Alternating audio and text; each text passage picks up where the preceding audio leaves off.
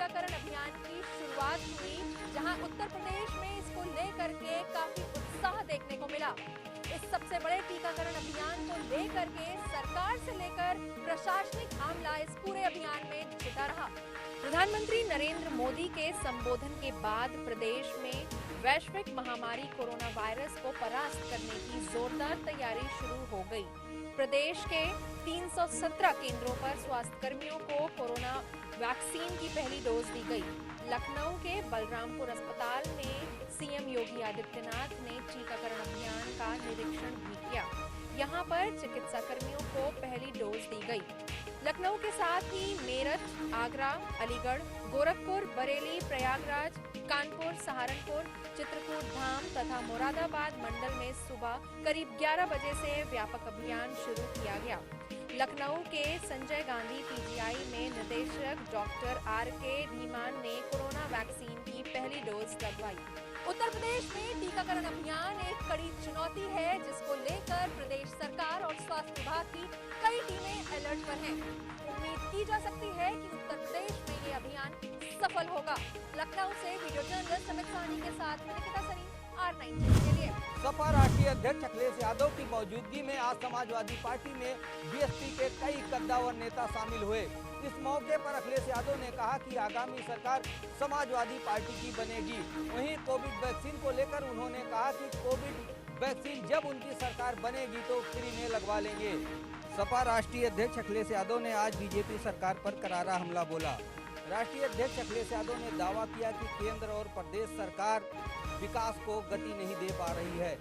देश में सबसे ज्यादा बेरोजगारी बढ़ी है, किसानों की आय दोगुनी नहीं हो पा रही है, साथ ही सरकार हर मोर्चे पर फेल है। उन्होंने दावा किया कि पूर्व में सपा सरकार ने जो योजनाएं उत्तर प्रदेश में शुरू की थी उसको भी योगी सरकार पूरा नहीं कर पाई है। लगातार बीएसपी से टूट रहे नेताओं को सपा में शामिल करते हुए अखिलेश यादव ने कहा कि अगली सरकार सपाइयों की होगी। उन्होंने दावा किया कि समाजवादी पार्टी ने लगातार विकास के काम किए हैं, लेकिन योगी सरकार से लोगों को निराशा हाथ आ रही है। सपा राष्ट्रीय अध्यक्ष अखिलेश यादव ने आज केंद्र सरकार और प्रदेश सरकार पर करारा हमला बोला। सपा राष्ट्रीय अध्यक्ष का दावा है कि जो समाजवादी सरकार में काम कराए गए थे उसको भी योगी सरकार पूरा नहीं करवा पाई है। वहीं उन्होंने देश से लेकर प्रदेश के तमाम मुद्दों पर बात करते हुए कहा कि बीजेपी सरकार फेल हुई है। कैमरामैन अमित साहनी के साथ नरेंद्र यादव, R9 TV, लखनऊ। आज केंद्रीय रक्षा मंत्री राजनाथ सिंह ने लखनऊ में कमांड हॉस्पिटल की नींव रखी। दरअसल इस न्यू कमांड हॉस्पिटल में 900 बेड होंगे और राजनाथ सिंह ने आज इसकी आधारशिला रखी है। 3 साल में यह अस्पताल बनकर तैयार हो जाएगा। 900 बेड के इस अस्पताल में तमाम अत्याधुनिक सुविधाएं होंगी और पहले से भी लखनऊ में कमांड हॉस्पिटल संचालित है, लेकिन न्यू कमांड हॉस्पिटल में 900 बेड होंगे। यह राजधानी वासी नहीं, उत्तर प्रदेश के तमाम लोगों के लिए एक बड़ी खुशखबरी है। इस मौके पर मुख्यमंत्री योगी आदित्यनाथ समेत सेना के बड़े अफसर भी शामिल हुए। केंद्रीय रक्षा मंत्री राजनाथ सिंह ने आज मध्य कमान के बेस अस्पताल की जमीन पर न्यू कमांड अस्पताल की आधारशिला रखी। लगभग 900 बेड का नया अस्पताल 3 से 4 साल में तैयार हो जाएगा। इस अवसर पर सेना अध्यक्ष जनरल MM नरवणे, मुख्यमंत्री योगी आदित्यनाथ, मध्य कमान सेना अध्यक्ष लेफ्टिनेंट जनरल IM धूमन भी मौजूद रहे। रक्षा मंत्री राजनाथ सिंह ने इस मौके पर कहा कि इंडो चाइना स्टैंड अप के दौरान भारतीय सेना ने करिश्माई काम किया, जिससे पूरे देश का हौसला विश्व स्तर पर बढ़ा है। देश का मस्तक ऊंचा हुआ। न्यू कमांड अस्पताल के प्रोजेक्ट से जुड़े लोगों को हार्दिक बधाई राजनाथ सिंह ने दी। तो का साल था तो यह समाधान का साल है। पिछला निराशा से भरा था तो यह उत्साह से परिपूर्ण होगा। नेपाल के भी सर्विंग रिटायर अफसरों को भी यह सेवा अस्पताल कराता है और इस अस्पताल के बनने के बाद नेपाल के जो रिटायर्ड अफसर हैं उनको भी सुविधा का लाभ मिलेगा। 20 वर्षों से न्यू कमांड अस्पताल की बात चल रही थी, लेकिन 2018 में यह पास हुआ था। कई कारणों से निर्माण कार्य टलता रहा, बाधाएं दूर हो गई हैं। यहाँ लगे पेड़ों को रिलोकेट किया जा रहा है, यह अच्छी बात है। कोविड की चपेट में पूरी दुनिया है, ये राजनाथ सिंह ने बोलते हुए कहा कि क्या कभी सोचा था कि बगैर धूमधाम के होली का त्योहार मनाएंगे, ईद मनाएंगे, रेलें बंद हो जाएंगी, हवाई जहाज बंद हो जाएंगे। आपदा आने के साथ ही निपटने के प्रयास भी शुरू कर दिए गए थे। पीएम लगातार बैठक करते रहे। पहले 2 लैब थी, आज 1000 से ज्यादा हैं। मास्क, PPE किट नहीं थी, अब हम विदेशों तक में सप्लाई कर रहे हैं। पिछले काफी समय से इस अस्पताल की आधारशिला का कार्यक्रम टल रहा था। बजट की कमी थी या अन्य तमाम समस्याएं थी, इस वजह से पिछली सरकारों में इस अस्पताल का निर्माण नहीं हो पाया। यह अस्पताल काफी समय से प्रस्तावित है, लेकिन केंद्रीय रक्षा मंत्री राजनाथ सिंह ने आज इस अस्पताल की आधारशिला रखी है और 900 बेड का यह अस्पताल 3 साल में बनकर तैयार हो जाएगा। उत्तर प्रदेश ही नहीं बल्कि नेपाल के भी मरीज यहां पर इलाज करा सकेंगे। कैमरामैन प्रियांश के साथ संकेत मिश्रा, R9 टीवी, लखनऊ। उत्तराखंड के कांग्रेस में सियासी घमासान मचा हुआ है। घमासान के बीच में हरीश रावत पर ट्वीट करके बंशीधर भगत ने हमला बोल दिया है।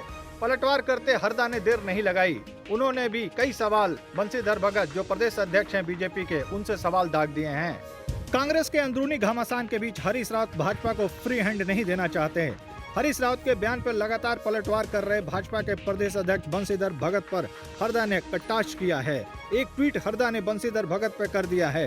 हरीश रावत ने ट्वीट में तंज कसते हुए लिखा है कि बंशीधर भगत के मुंह से जो कुछ भी निकल आता है, जिस पर मुख्यमंत्री को खेद प्रकट करना पड़ा।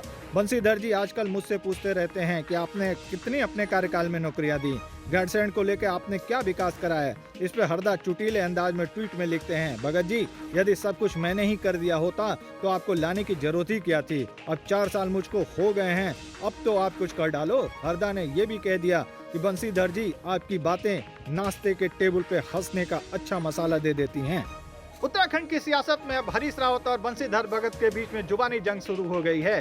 बार पलटवार का दौर बड़ा दिलचस्प मोड़ पे जा रहा है। अब देखना दिलचस्प होगा कि दोनों की जुबानी जंग कहां तक जाती है। नवीन पांडे, R9 टीवी, देहरादून। आगरा थाना बाहा इलाके के भाऊपुरा गांव में आज एक सोशल मीडिया पर एक ऐसी वीडियो वायरल हुई जो अपने आप में एक शर्मसार करने वाली है। एक बहू अपनी 85 साल की बुजुर्ग सास को झाड़ू और डंडे से उस वीडियो में पीटती हुई दिखाई दे रही है।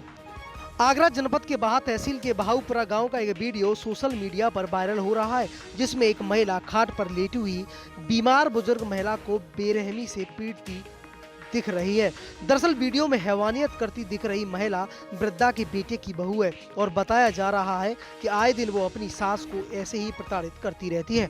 जानकारी करने पर पता चला कि वृद्धा के बेटे की भी मौत हो चुकी है। जानकारी के अनुसार अपने घर में चारपाई पर पड़ी 85 वर्ष की एक महिला जिसके पैर में भी चोट लगी है, उसकी बहू मुन्नी देवी उसे झाड़ू और डंडों से पीट रही है। आज सुबह सोशल मीडिया पर जब बहू के द्वारा सास को पीटने की वीडियो वायरल हुई तो इस वीडियो ने सबको झकझोर कर रख दिया। पुलिस ने भी वीडियो का संज्ञान लिया।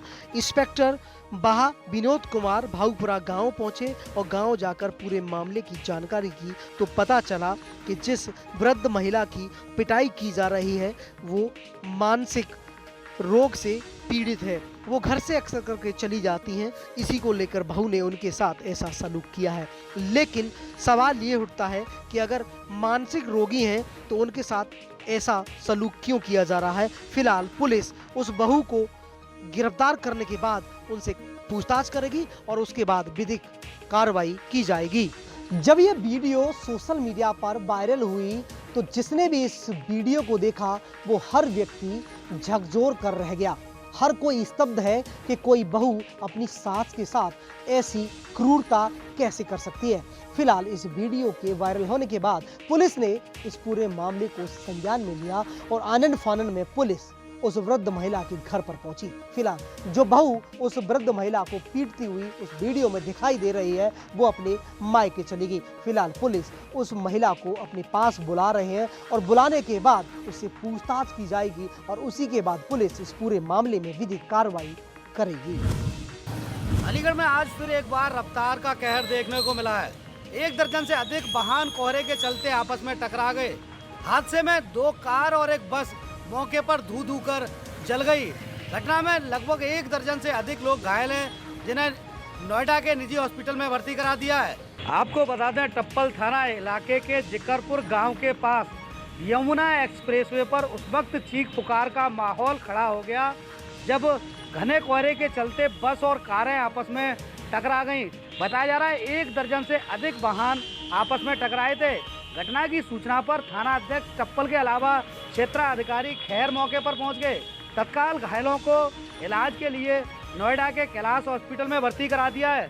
बताया जा रहा है कई लोगों की हालत गंभीर बनी हुई है। हादसा घने कोहरे के चलते हुआ है। घटना की सूचना पर पुलिस के आला अफसर मौके पर पहुंच गए और घायलों को तत्काल स्थानीय लोगों की मदद से नोएडा के कैलाश हॉस्पिटल में भर्ती करा दिया है। बताया जा रहा है कई लोगों की हालत गंभीर बनी हुई है। अलीगढ़ से कैमरामैन बबलू के साथ प्रमोद कुमार, R9 TV, उत्तर प्रदेश। कहते हैं कि प्यार अंधा होता है और इसी अंधे प्यार की वजह से एक युवक ने अपनी पत्नी को अपने प्यार का भरोसा दिलाने के लिए फंदे से लटक कर अपनी जान दे दी। रिसिया थाना क्षेत्र के डेहवा निवासी अमृत लाल का विवाह 4 साल पहले रुपैडिया के तुलसीपुर निवासी पिंकी के साथ हुआ था।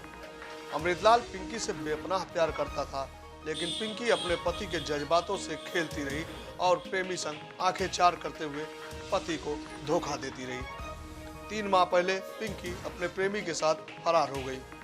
शिकायत पुलिस में हुई। पुलिस ने पिंकी को बरामद कर न्यायालय के सामने पेश किया, जहां न्यायालय के आदेश पर पुलिस ने पिंकी को पति अमृतलाल के सुपुर्द कर दिया।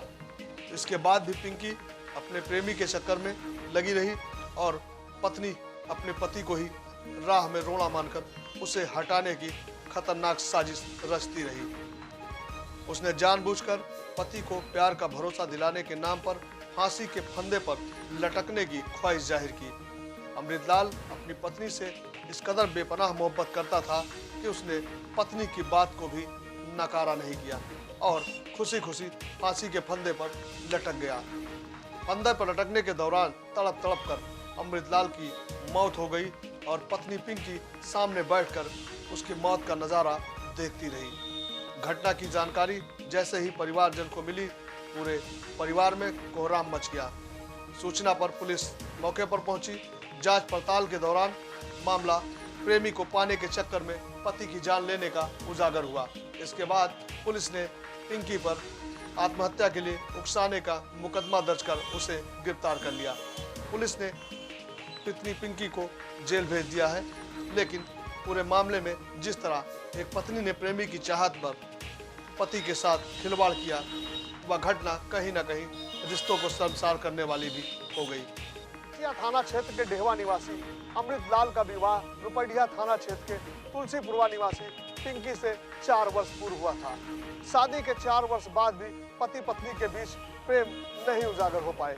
पत्नी जहां अमृतलाल को उस रास्ते से हटाने की योजना तैयार करती रही, वहीं पति उसे बेपनाह मोहब्बत करने के दावे भी करता रहा। 3 माह पूर्व पिंकी पति अमृतलाल को छोड़कर अपने प्रेमी के साथ फरार हो गई। पुलिस ने पत्नी को गिरफ्तार करने के बाद न्यायालय में पेश किया। न्यायालय के आदेश पर पिंकी को पति के सुपुर्द किया गया। घर में बैठी पिंकी ने उसके बाद ऐसी खौफनाक साजिश को अंजाम दिया जिससे लोगों का रूह कांप गया। उसने अपने प्यार की सच्चाई दिखाने के लिए पति को फंदे पर लटकने की ख्वाहिश जाहिर की। पत्नी को बेपनाह मोहब्बत करने वाला अमृतलाल पत्नी के मंसूबों को भांप नहीं सका और उसने हंसते हंसते फंदे पर लटकना स्वीकार कर लिया। फंदे पर लटककर तड़प तड़प कर अमृतलाल की मौत हो गई और सामने ही बैठी पिंकी सारे माजरे को देखती रही, उसका रूह तक नहीं कांपा। पुलिस ने इस मामले में पत्नी पिंकी के खिलाफ आत्महत्या के लिए उकसाने का मुकदमा दर्ज किया है और उसे गिरफ्तार कर जेल भी भेज दिया। लेकिन ये जो घटना हुई तो पूरे क्षेत्र में सनसनी फैला गई। संतोष श्रीवास्तव, R9 TV, बहराइच। कोविड-19 के चलते महीनों चली विश्व महामारी के बाद भारत ने अब कोविड-19 पर फतेह हासिल कर ली है और देश के अलग अलग राज्यों में वैक्सीनेशन का कार्य शुरू करा दिया गया है।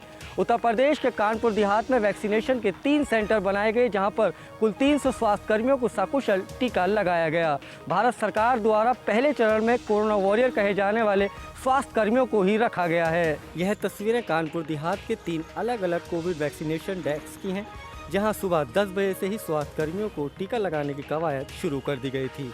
बता दें, कानपुर देहात के अकबरपुर, झिझक और पुखराया में 3 वैक्सीनेशन सेंटर बनाए गए, जहां कुल 300 स्वास्थ्यकर्मियों को टीका लगाया गया। कानपुर देहात के लिए कुल 7,820 वैक्सीन डोज पहले चरण में आई हैं, जिन्हें तमाम स्वास्थ्यकर्मियों को लगाया जाना है। तो वहीं टीकाकरण के दौरान कुछ महिला स्वास्थ्यकर्मी लोगों द्वारा फैलाए गए डर और भ्रम के चलते कोविड टीका न लगाने की जिद करती दिखाई दी, तो कुछ टीके के डर से गश खाकर बेहोश होती भी देखी गई। तो कुछ स्वास्थ्यकर्मी खुशी खुशी टीका लगवाते हुए और लोगों को टीके से न डरने की हिदायत देते हुए भी नजर आए। अधिकारियों की मौजूदगी में और पुलिस की सख्त निगरानी में सकुशल हुआ वैक्सीनेशन का पहला दिन। वैक्सीनेशन के दौरान कुछ स्वास्थ्यकर्मी हंसी हंसी टीका लगवाते हुए दिखाई दिए तो कुछ स्वास्थ्यकर्मी टीके के डर से बेहोश होते हुए भी देखे गए। कानपुर देहात से कैमरामैन दिशान के साथ समीर अली, ऑनलाइन टीवी, उत्तर प्रदेश। संदिग्ध परिस्थितियों में जिला कारागार के बाहर से जेल में निरुद्ध बंदी जब अचानक उसकी रिहाई होती है और वो लापता हो जाता है, उसके बाद उसके परिजन थाने पहुंचते हैं, थाने में शिकायत करते हैं। फिलहाल पुलिस पूरे मामले में जांच में जुट गई है और सारी चीजें खंगालने में जुट गई है। आखिर जो लापता अधेड़ है वो कहाँ गया है, जेल से रिहा होने के बाद वो जेल से बाहर आया, उसके साथ कौन शख्स थे, इन सब चीजों में CCTV फुटेज खंगालने में पुलिस जुट गई है। रायबरेली जिले के ऊंचाहर कोतवाली क्षेत्र के अरखा गांव निवासी युवक ने जेल से रिहा होने के बाद पिता के लापता होने व अपहरण के बाद हत्या की आशंका जताते हुए कोतवाली में तहरीर देकर कार्रवाई की मांग की है।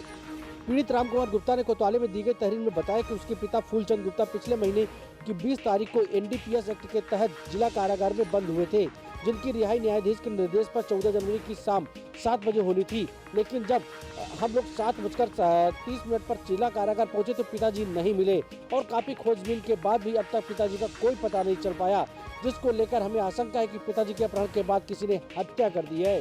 रायबरेली पुलिस के लिए उस समय बड़ी चुनौती सामने आई जब जेल से रिहा व्यक्ति अचानक जो है जेल के पास ही लापता हो जाता है और परिजन उसकी अपहरण व हत्या की आशंका जताते हुए थाने में तहरीर ले जाते हैं। फिलहाल पुलिस पूरे मामले में जांच कर कार्रवाई की बात जरूर कर रही है। यूपी के शाहजहांपुर में एक बार फिर दरोगा के खिलाफ रेप का सनसनीखेज मामला सामने आया है। आरोप है दरोगा ने महिला को बंधक बनाकर उसके साथ रेप की घटना को अंजाम दिया। इस दौरान आरोपी दरोगा ने उसकी अश्लील वीडियो भी बना ली। फिलहाल SP के आदेश पर आरोपी दरोगा के खिलाफ मुकदमा दर्ज कर मामले की जाँच शुरू कर दी गई है। मेडिकल कॉलेज में खड़ी रेप पीड़िता उस वक्त आंसू छलकने लगे जब वह मेडिकल के लिए अस्पताल लाई गई थी। बदायूं जिले की रहने वाली रेप पीड़ित महिला का आरोप है लगभग 3 माह पहले शाहजहांपुर के थाना कलान के तत्कालीन SO सुनील शर्मा ने उसके साथ रेप की घटना को अंजाम दिया था।